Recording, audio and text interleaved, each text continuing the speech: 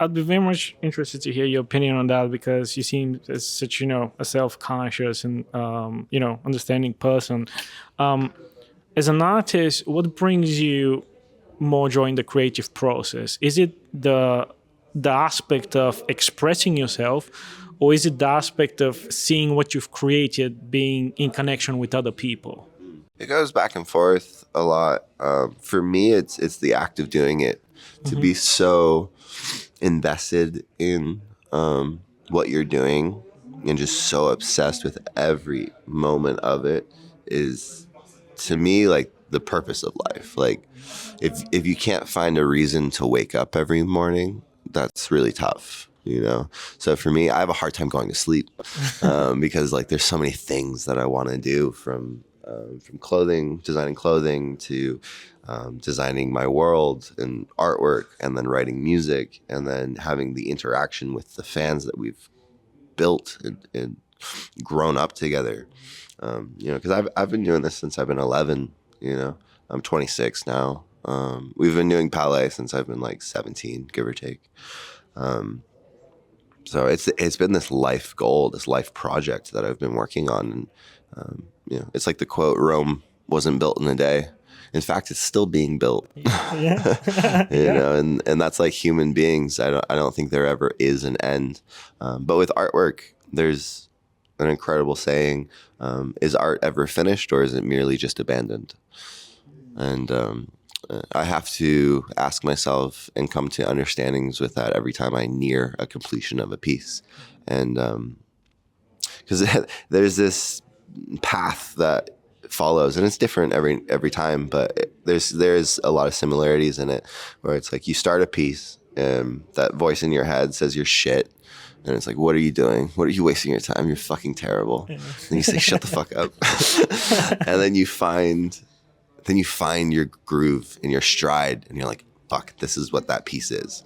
And then you expand it as long as you can, every intricacy, not trying to let exterior interferences come in. And like with the phone, how many fucking notifications we get a day, that every time you get a notification, that's essentially something that's taking you away from what you want to be or should be doing, and we all have our lives. We all have things that we have to do to continue forward no matter what.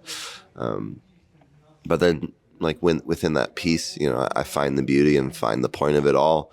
And then you get towards that like final 10% of it, and you can expand that 10% as long as you want, but the end is near, the end is coming. And there is this kind of sadness in finishing a piece of art.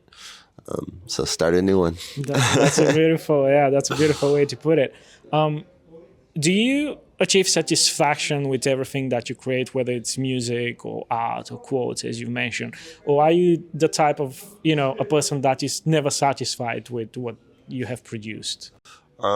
Satisfaction is very brief in my life, for sure. And I used to be upset with that, but I've found a happiness in that, where if satisfaction is brief, then you always have to be doing things that invigorate your soul, no matter what.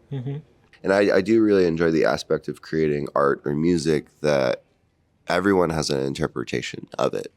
My interpretation, creating it, might be different from your viewing experience, which for the most part, I don't try to inform people too heavily on how they should feel or what they should think with my pieces, because it's within it. You'll find what you want to find, and I found what I wanted to find.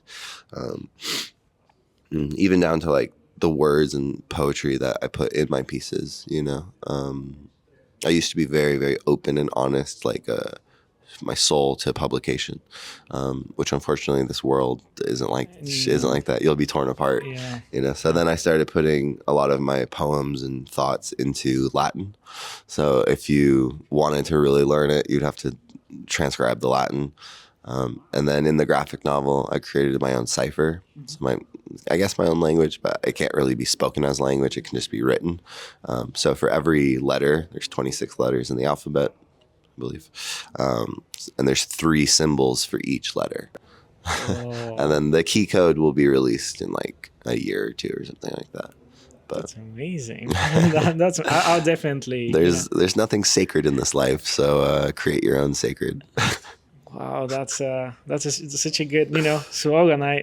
I literally I would absolutely love to read that. By the way, Yeah. It's a big comic book fan, so this Yeah, sounds it's fantastic. been like the first one that we did. I never made a comic book before. I didn't know what I was doing. I just knew I had a love and passion for the artwork that I was creating, the world that I was creating, these characters, and then like Obsidian kind of starts in like 1555 and then goes up until like 1881.